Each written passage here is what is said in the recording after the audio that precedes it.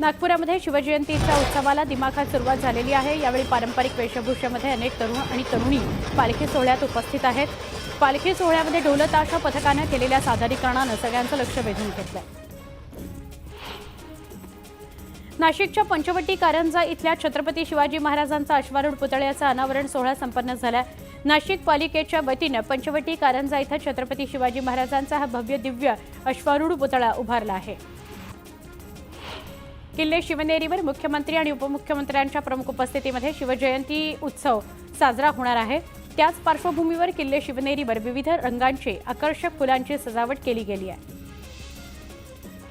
शिवजयंती सोहळ्यासंदर्भात केंद्राकडून राज्य प्रशासनाला निर्देश देण्यात आले। पंतप्रधान नरेंद्र मोदी यांच्या ऑनलाईन उपस्थितीमध्ये आज शिवजयंती उत्सव साजरा केला जाणार आहे।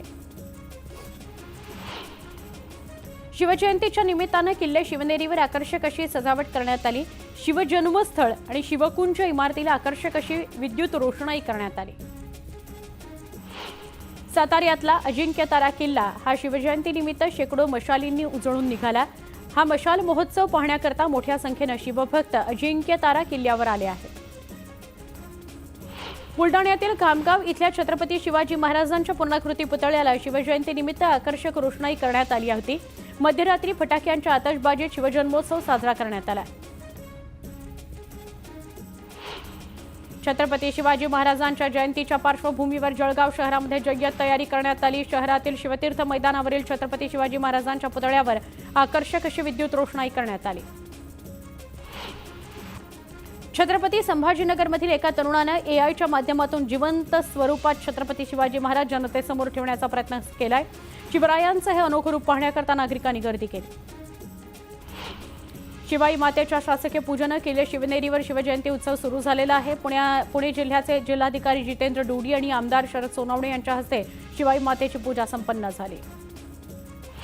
वाशीत छत्रपती शिवाजी महाराज जयंती उत्सव मोठ्या जल्लोषात साजरा करण्यात आला। रात्री 12च्या दरम्यान महिलांनी पाळणा हलवत शिवजन्मोत्सव साजरा केला। यावेळी ढोलताशाच्या गजरात आनंद साजरा करण्यात आला। सोलापुरामध्ये 2,500 महिलांनी भगवा फेटा आणि साडी परिधान करून शिवजन्मोत्सवाला हजेरी लावली। धर्मवीर संभाजी महाराज मंडळातर्फे हा उपक्रम राबवण्यात आला। सोलापुरामध्ये छत्रपती शिवाजी महाराजांच्या जयंतीचा नयनरम्य शिवजन्मोत्सव पाळणा सोहळा पार पडला। रात्री 12 वाजता हा शिवजन्मोत्सव सोहळा पाहण्याकरता शिवप्रेमींनी अलोट गर्दी केली होती। शिवजयंतीनिमित्त किल्ले रायगडावर शिवज्योत नेण्याकरता शिवभक्तांनी गर्दी केली। हाती शिवज्योत आणि भगवे झेंडे घेऊन छत्रपती शिवाजी महाराजांचा जय जयकार करण्यात आला। राज्यभरातून शिवभक्त रायगडावर दाखल झाले। छत्रपती शिवाजी महाराजांच्या जयंतीच्या पूर्वसंध्येला जळगावमध्ये महिलांनी मशाल रॅली काढली। सार्वजनिक शिवजयंती समिती आणि जिजाऊ ब्रिगेडच्या वतीने मशाल रॅलीचं आयोजन करण्यात आलं होतं। शिवजयंतीच्या पार्श्वभूमीवर किल्ले शिवनेरीवरून अनेक शिवज्योती मार्गस्थ झालेल्या आहेत। राज्याच्या कानाकोपऱ्यातून आलेल्या युवकांनी शिवाई मंदिरात शिवज्योती प्रज्वलित केल्या। किल्ले शिवनेरीवर नेत राज्याच्या विविध भागात मार्गस्थ केल्या। जामनेरच्या तोंडापुरामध्ये छत्रपती शिवाजी महाराजांच्या जयंतीनिमित्त शिवरायांच्या पुतळ्याचं अनावरण करण्यात आलं। महाराजांच्या स्मारकावर भव्य अश्वारूढ पुतळा उभारल्यानं शिवप्रेमींनी मोठा जल्लोष केला। शिवजयंतीच्या पार्श्वभूमीवर जुन्नर शहर सजलंय। छत्रपती शिवाजी महाराजांच्या पुतळ्याला फुलांची आकर्षक सजावट करत विद्युत रोषणाई करण्यात आली। पुण्यातील जुन्नरमध्ये शिवजयंती महोत्सवानिमित्त कबड्डी स्पर्धा भरवण्यात आल्या होत्या। त्या स्पर्धेत नामांकित कबड्डी संघ सहभागी झाले होते। सिल्लोड तालुक्यातील व्यसनाधीनतेमुळे बदनाम झालेल्या जळकी बाजार या गावातील ग्रामस्थांचं जीवनमान छत्रपती शिवाजी महाराजांचं मंदिर झाल्यापासून बदललंय। शिवरायांच्या मंदिरात दररोज सकाळ संध्याकाळ आरती केली जाते। उत्तर प्रदेशातील आग्रा इथल्या ऐतिहासिक किल्ल्यात शिवजयंती साजरी करण्यात येणार आहे। या कार्यक्रमाला मुख्यमंत्री देवेंद्र फडणवीस, एकनाथ शिंदे आणि अभिनेता विकी कौशल उपस्थित राहणार आहेत। हिंगोलीच्या आजेगाव इथं छत्रपती शिवाजी महाराजांच्या पूर्णाकृती पुतळ्याचं अनावरण करण्यात आलं। यावेळी मनोज जरांगे यांची उपस्थिती होती। बदलापुरातील उल्हास नदीच्या तीरावर छत्रपती शिवाजी महाराजांच्या अश्वारूढ पुतळ्याचं अनावरण करण्यात आलं। मुख्यमंत्री देवेंद्र फडणवीस यांच्या हस्ते अनावरण करण्यात आलं। मालवणच्या राजकोट किल्ल्यावर छत्रपती शिवाजी महाराजांच्या पुतळ्याची नव्यानं उभारणी केली जाते। या पुतळ्याचा पायाभरणी समारंभ आज पालकमंत्री नितेश राणेंच्या हस्ते होणार आहे। शिवजयंतीनिमित्त मनमाडसह मालेगावात जय्यत तयारी करण्यात आली। यंदा प्रथमच महिलांच्या नेतृत्वात शिवजयंती साजरी केली जाणार आहे। शिवजयंतीनिमित्त रक्तदान शिबिरासारखे विविध उपक्रम आयोजित करण्यात आले। छत्रपती शिवाजी महाराजांच्या जयंतीनिमित्त जळगावातील चोपड्यामध्ये शिवकालीन वस्तू आणि शस्त्र प्रदर्शन मांडण्यात आले। या प्रदर्शनामध्ये शहरासह तालुक्यातून शालेय तसंच महाविद्यालयीन विद्यार्थ्यांनी हजेरी लावली। सांगलीत शिवरायांच्या अश्वारूढ पुतळ्यासमोर एकच जल्लोष करत फुलांचा वर्षाव करण्यात आला। महिलांनी शिवरायांच्या जन्माचा पाळणा गायला। हजारोंच्या संख्येने शिवभक्त एकत्र आल्याचं बघायला मिळालं। वर्ध्यात शिवजन्मोत्सव सोहळा थाटात साजरा होतोय। शिवजयंतीनिमित्त वर्ध्यात शिवरायांच्या चरित्राचं नाटक करण्यात आलं। जन्मोत्सवाला शिवप्रेमींनी तोबा गर्दी केली। पंढरपूर शहरातील छत्रपती शिवाजी महाराज चौकात मध्यरात्री शिवजन्मोत्सव साजरा करण्यात आला। यामध्ये जिजाऊ ब्रिगेडच्या महिलांनी शिवजन्माचा पाळणा गाऊन सुरुवात केली।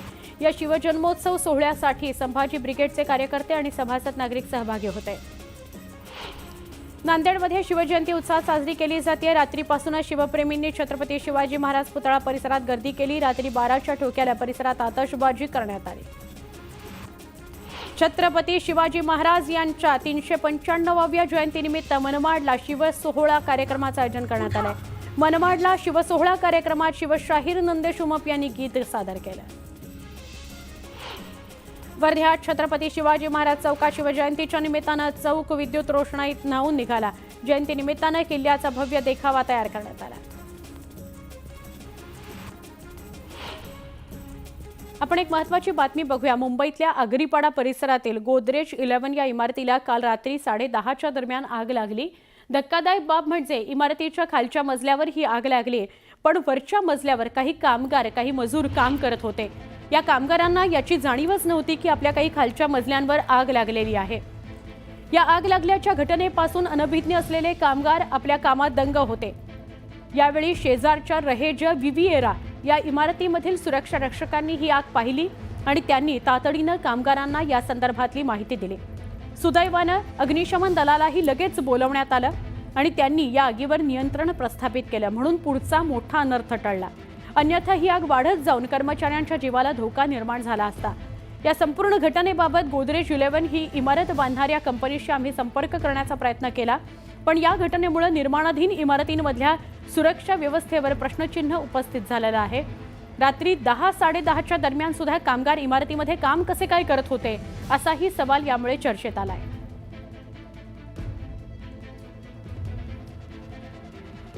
आमच्या प्रतिनिधी सुस्मिता भदाणे पाटील यांच्याशी आपण सविस्तर बोलूया। सुस्मिता, काय आत्ताची परिस्थिती आहे, काय अपडेट मिळतंय आणि एक चर्चेत येणारा किंवा प्रश्न पडावा अशी मुद्दा अशी बातमी अशी की रात्री 10-10:30ला सुद्धा इमारतीत काम कसं काय सुरू होतं? खरं तर ही संपूर्ण घटना रात्री 10:30च्या दरम्यान घडलेली आहे। वेल्डिंगचं काम वरच्या फ्लोअरला सुरू होतं आणि त्यावेळेला काही ठिणग्या या बाजूला जी नेट लावण्यात आलेली त्यावरती पडल्या आणि त्यातनं ही आग पकडल्याचं पोलिसांकडनं जी माहिती समोर आली त्यानुसार पाहायला मिळते। मुळातच 10:30 ही अतिशय उशिराची वेळ आहे आणि या वेळेमध्ये मुंबईतील सर्व कन्स्ट्रक्शन हे बंद असणं अपेक्षित आहे। आगरीपाडा पोलीस स्टेशनच्या अगदी बाजूला ही इमारत आहे आणि या इमारतीमध्ये हे सर्व बांधकाम सुरू होतं। रेसिडेन्शियल इमारत नसणारे, कोणीही राहत इथे नसल्यामुळे कुठल्याही पद्धतीची दुर्घटनामध्ये या कुठली हानी झालेली नाही, वित्तीय हानी झालेली नाही किंवा कोणालाही काही दुखापतही झालेली नाही। परंतु ज्या पद्धतीची माहिती समोर येते त्यानुसार याच इमारतीच्या वरच्या मजल्यावरती जिथे आत्ता हे कन्स्ट्रक्शनचं काम सुरू आहे त्या ठिकाणी ही आग लागलेली होती आणि ज्या पद्धतीने ही आग लागली त्यावेळेला बाजूची जी नेट आहे ती संपूर्णपणे जळाली आणि त्यानंतर फायरला कॉल देण्यात आला आणि मग ही आग विझवण्यात आली। तुर्तास या घटनेनंतर एक गोष्ट प्रामुख्याने समोर येते की सेफ्टीच्या बाबतीमध्ये कर्मचारी जे तिकडे काम करत होते, जे कामगार तिकडे काम करत होते त्यांची सुरक्षा लक्षात घेणं महत्त्वाचं आहे। खरं तर रात्री 10:30ची वेळ होती म्हणून त्या मानानं कमी कर्मचारी किंवा कामगार त्या ठिकाणी काम करत होते, परंतु रात्री 10:30 नंतरही जर अशा पद्धतीनं बांधकाम केलं जात असेल तर मात्र कारवाई होणं अपेक्षित आहे आणि त्यामुळेच इथले जे स्थानिक रहिवासी आहेत त्यांनाही त्रास होतो। त्याचबरोबर ज्यावेळेला असं बांधकाम सुरू राहतं त्यावेळेला स्थानिकांचा होणारा त्रास आणि होणाऱ्या दुर्घटना याबाबत मात्र कुठल्याही पद्धतीचा अंकुश नसल्याने अशा घटना वारंवार घडत असल्याचं आपल्याला मुंबईत सर्रास पाहायला मिळतं। स्मिता, धन्यवाद माहिती दिल्याबद्दल। आता आपण पुढच्या वेगवान स्वरूपातल्या बातम्यांकडे वळूया। गेल्या महिन्यामध्ये 80 रुपये किलो दराने मिळणाऱ्या टोमॅटोचा वापर स्वयंपाकात जरा जपूनच केला जात होता. मात्र आता दर गडगडल्यानं स्वयंपाकघरातील टोमॅटोचा मेन्यू वाढल्याचं चित्र आहे. टोमॅटोचे दर 20 रुपयांनी घसरून 60 रुपयांवर आल्यानं शेतकऱ्यांचं मात्र नुकसान झालंय.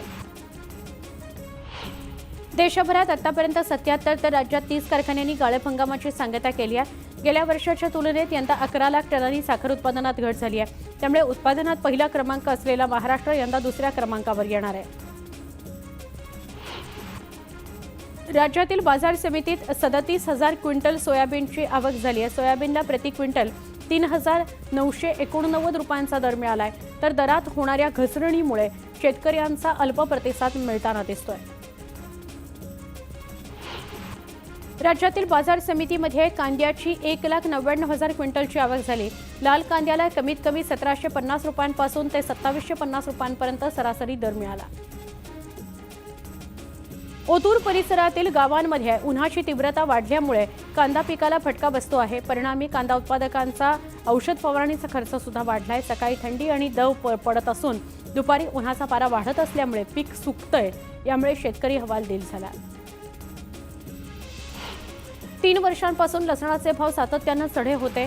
मध्यंतरी आवक घटल्यानं घाऊक बाजारात लसूण 350 ते 400 रुपये किलोपर्यंत तर किरकोळ बाजारात 600 ते 800 रुपये किलोपर्यंत पोहोचला होता. आता लसणाची आवक वाढल्याने दरात घसरण झाली आहे. किरकोळ बाजार लसूण 100 ते 150 रुपयांना मिळतो आहे. अकोला इथं राज्य शासनाच्या अन्न नागरी पुरवठा विभागानं रेशन दुकानातून वाटप करण्यात येणाऱ्या गव्हाचं प्रमाण कमी करण्याचा निर्णय घेतलाय. त्यामुळे गरीब लाभार्थ्यांना आता गहू कमी मिळणार असून सर्वसामान्यांच्या ताट्यातून चपाती कमी होऊ शकते. हे बदल मार्च 2025 पासून लागू होणार असून लाभार्थ्यांना धान्याचं वाटप मोफत करण्यात येणार आहे. दिवसेंदिवस सोन्याच्या दरात चांगलीच वाढ होताना दिसते. वाढत्या दरामुळे सोन्याची खरेदी करावी की नाही असा प्रश्न सर्वसामान्यांना पडलाय. सोन्याचे दर 86,620 रुपयांवर पोहोचले आहेत. चांदीचे दर पुन्हा एकदा विक्रमी स्तरावर पोहोचले. नागपुरात जीएसटी विना प्रति किलो चांदीचे दर 97,000 तर 3% जीएसटीसह 99,910 रुपयांवर पोहोचले आहेत. तर लवकरच चांदी लाखांवर जाण्याची शक्यता आहे.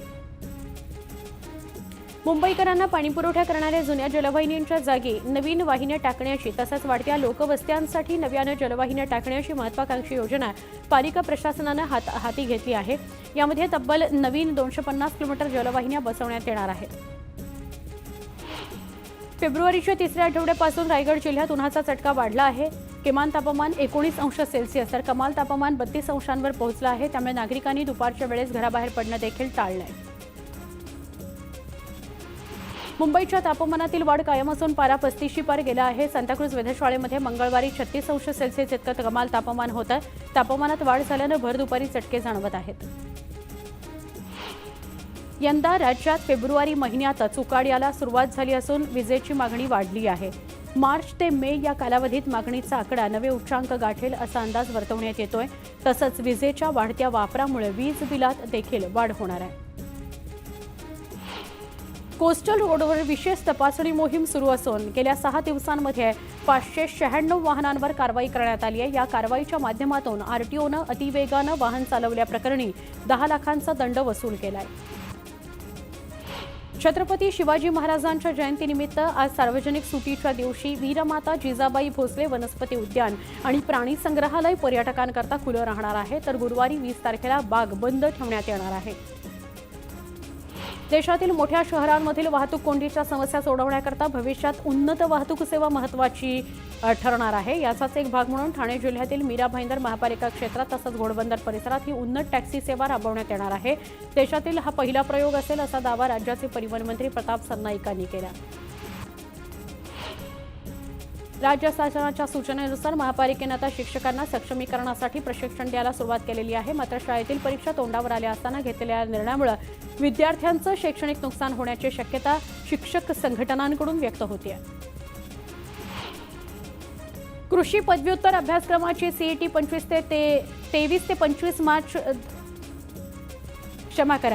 सीईटी 23 ते 25 मे दरम्यान होणार आहे. राज्यातील 4 कृषी विद्यापीठांमधील पदव्युत्तर अभ्यासक्रमांसाठीची सामायिक प्रवेश परीक्षा 23 ते 25 मे या कालावधीत आयोजित करण्यात येणार आहे.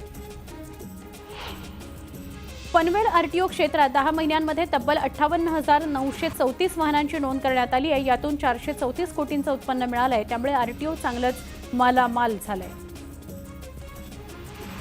वाहतूक कोंडीतून सुटका करण्यासह मुंबईकरांना वेगवान आणि किफायतशीर दरात वाहतुकीचा पर्याय उपलब्ध करून देण्याकरता परिवहन विभागानं बाईक टॅक्सीची योजना तयार केली आहे. या योजनेला कॅबिनेट बैठकीत मंजुरी मिळाली आहे. त्यानंतर पुढच्या 2 महिन्यांमध्ये मुंबईसह एमएमआर क्षेत्रात सुमारे 1 लाख टॅक्सी धावणार आहेत. बेशिस्त प्रवाशांना ताळ्यावर आणण्याकरता पश्चिम रेल्वे प्रशासनानं कठोर पावलं उचलली आहेत. रेल्वे स्थानक परिसरामध्ये थुंकणाऱ्यांकडून 500 रुपयांचा दंड वसूल केला जाणार आहे. मुंबई महापालिकेच्या क्लीनअप मार्शल्सच्या धर्तीवर कारवाई केली जाणार आहे. खारघर, तळोजा, नोड या ठिकाणच्या उद्यानांची रया गेलेली होती. आता ही उद्यानं सिडकोकडून पालिकेकडे हस्तांतरित झाली आहेत. पनवेल पालिकेने मिशन उद्यान हाती घेतलं आहे. इथल्या 12 उद्यानांचा विकास करण्यात येणार आहे. जनावरांना दूध वाढीसाठी हार्मोनल इंजेक्शन देण्याचे प्रकार घडत आहेत. त्यामुळे हे दूध आरोग्यास हानिकारक ठरू शकते. त्याकरता गाई म्हशींना ऑक्सिटोसिन इंजेक्शन देणं कायद्यानं प्रतिबंधित आहे. असा प्रकार आढळल्यास संबंधितांवर कारवाई केली जाऊ शकते. मुंबई पुणे द्रुतगती महामार्गावरील खंडाळा घाटादरम्यान मिसिंग लिंक प्रकल्पाचं काम सध्या जलद गतीनं सुरू आहे. या लिंकमुळे 2 शहरातील अंतर 8 किलोमीटरनं कमी होणार आहे. जळगावच्या पाचोरा इथल्या राष्ट्रवादी काँग्रेस शरद पवार पक्षाच्या माजी आमदार दिलीप वाघ यांच्यासह त्यांच्या समर्थकांनी भाजपामध्ये प्रवेश करणार आहेत. जळगाव इथल्या कार्यक्रमात त्यांनी मुख्यमंत्र्यांची भेट घेतली. गेल्या विधानसभा निवडणुकीत पक्षानं विश्वास न दाखवल्यानं मला अपक्ष निवडणूक लढावी लागली, अशी दिलीप वाघ यांनी खंत व्यक्त केली. विमानतळाजवळ 84.92 मीटर उंच इमारतींना परवानगी देऊन नंतर ती रद्द करणाऱ्या विमानतळ प्राधिकरणाला उच्च न्यायालयानं चांगलाच दणका दिलाय. 2 आठवड्यांमध्ये विमानतळ प्राधिकरणानं या इमारतींना एनओसी द्यावी असे आदेश न्यायालयानं दिले. बहुचर्चित टेस्ला कार लवकरच भारतात येण्याची शक्यता निर्माण झाली आहे. टेस्ला कंपनीसाठी विविध 13 पदांसाठीची जाहिरात एका ऑनलाईन पोर्टलवर दिसल्यानं टेस्लाच्या भारत प्रवेशाची चर्चा जोर धरू लागली आहे. किल्ले शिवनेरीवर आज 395वा शिवजयंती उत्सव साजरा होतोय. थेट प्रक्षेपण आपण बघतोय.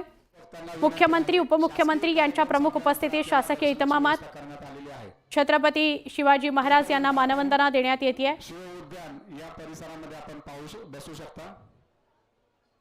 किल्ले शिवनेरीवर साजरा होत असलेल्या शासकीय शिवजयंती उत्सवाला पहाटे शिवनेरी किल्ल्यावरील मुख्यमंत्री देवेंद्र फडणवीस, उपमुख्यमंत्री एकनाथ शिंदे, उपमुख्यमंत्री अजित पवार दाखल झालेले आहेत. शिवनेरीवरची ही थेट दृश्य शिवरायांना मानाचा मुजरा करण्याकरता मुख्यमंत्री आणि दोन्ही उपमुख्यमंत्री शिवनेरीवर दाखल झालेले आहेत. शिवनेरी किल्ल्यावरती स्वागत आहे. शिवकुंज परिसरामध्ये स्क्रीनची व्यवस्था करण्यात आलेली आहे. सदर ठिकाणी शिव उद्यानामध्ये बसून हा कार्यक्रम आपण पाहू शकता.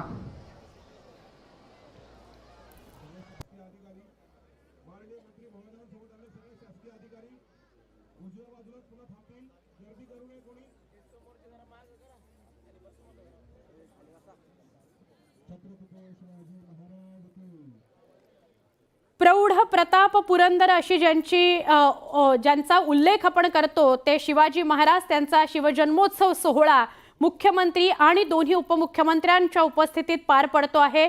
किल्ले शिवनेरीवरून हे थेट प्रक्षेपण आपण बघतो आहोत. मुख्यमंत्री देवेंद्र फडणवीस, उपमुख्यमंत्री अजित पवार, उपमुख्यमंत्री एकनाथ शिंदे शिवनेरीवर दाखल झालेले आहेत. त्यांच्या हस्ते शिवजन्माला सुरुवात होणार आहे. शिवजन्म साजरा होईल आणि त्यानंतर कार्यक्रम दिवसभर जे असतील त्याला सुरुवात होणार आहे. शिवरायांना मानाचा मुजरा मुख्यमंत्री आणि दोन्ही उपमुख्यमंत्री देतील. सकाळी